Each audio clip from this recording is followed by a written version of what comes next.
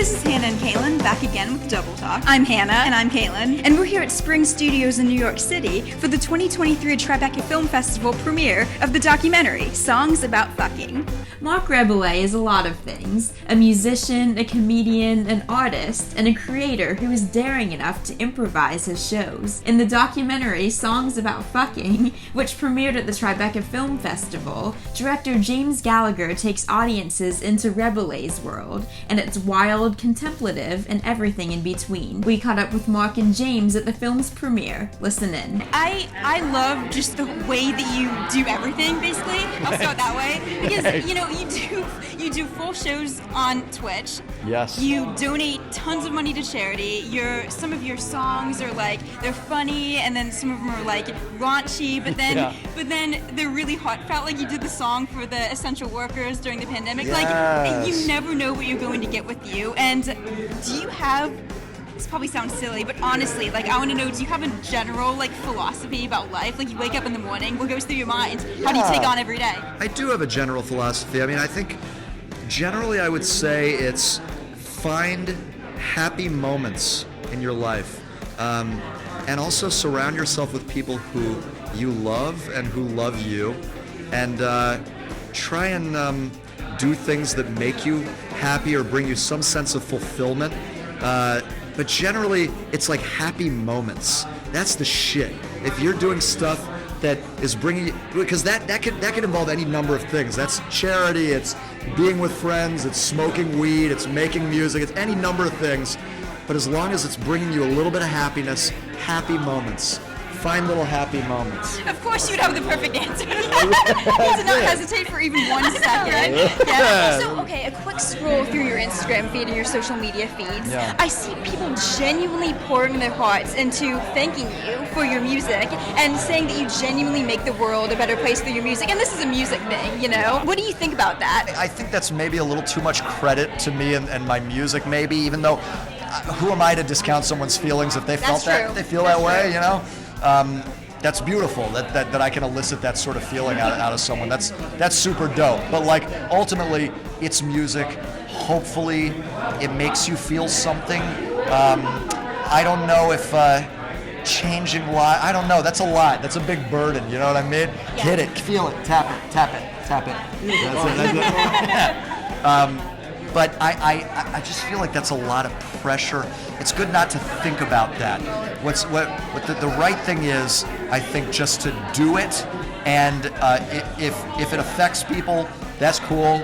But that's certainly not making music with that objective. It's sort of just making it from a place of honesty, ridiculousness, whatever I'm feeling that day. If it happens to land, that's dope. But like, I don't know, I just, that's a lot. You know what I mean? Yeah. It's a lot. You know what, though? I don't think it would have the same effect if you didn't go at it from that place, that genuine place. Maybe that's true. Maybe you're right. Yeah. Now, somebody went on tour with you, and we just learned that y'all were basically strangers. You got together to do this film, right? But it's not like you were like longtime friends. No. So I'm assuming that he learned a lot about you throughout the process. Oh, yeah. And you seem like the type of guy that like nothing could really surprise me about what you do. I think you're just that type of guy. So your fans probably know this. Yeah. But do you think there was something in the documentary that your fans will know that they were like, I didn't know that about Marc?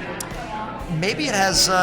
There might be stuff about my family life that is that I don't talk about a lot. It's not anything unusual or like super out there, but I just don't bring up a lot of stuff about my personal life in general because like it just doesn't feel like it has much of a place in, you know what I mean? It's like you're basically presenting, it's like two different people, even though I would say I am similar to the way I am on stage.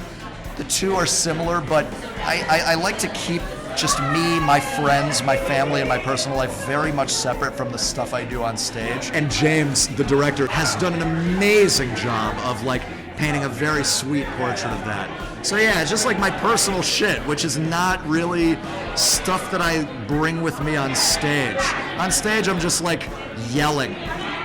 and on stage I'm chilling. You know what I mean? Yeah. So it's the chilling part, maybe. That's surprising. That was kind of what I was wondering. You have to be a relaxed person. You're like in every way the opposite of me. Where like even if I did music, Yeah. I could never go on stage and like be ready to completely improvise a show. Like you'd have to have a certain level of chill coming from you. That's an interesting way of framing it. I mean, how do you look at it? Do you look at it in that way at all? You know, I think, I don't know. I haven't really thought about it in I that think way. he's just thinking but- about it for the first time. And I think there is a level of composure maybe and tranquility that you need to have at least some sort of inside to rally the energy and like let it out like that. Maybe so. Maybe you're right. I think if I was like that all the time, I would be a fucking maniac. You know what I mean? Yeah. And hopefully I'm not. I don't know. The jury's out, but yeah. You had what I believe to be a very distinct honor of going on tour with Marc Rebillet. That must have been quite the experience. Break it down for me. What was it like? A distinct honor doesn't even begin to cover it. You know, it was Marc and 3 other guys on the bus and me and the driver. And it was frankly one of the most fun experiences of my life. I mean, it's hard to shoot a movie alone, and I don't recommend anybody do that. But if you are going to do it, I'd recommend doing it with the group of guys that I was with, because they are a wonderful, wonderful group of guys. I looked up the synopsis of the film, and it says that Marc brought thousands of people out of his home for the first time. And I was trying to figure out what story that's referring to. Can you tell me what happened? Of course. So our tour was the first sold-out tour in North America after the pandemic. So we were a lot of venues' very first times opening up. And so venues were working out kinks, and people were also still nervous to, you know, think of how close we are right now. I know. There was a imagine this time a when couple this years was ago. terrifying. Also, I just asked you if it's okay to do handshakes still. Yeah, right, It's like 3 exactly. years down the line. It was a really profound moment for a lot of people where they were in a group of people for the first time in a couple of years.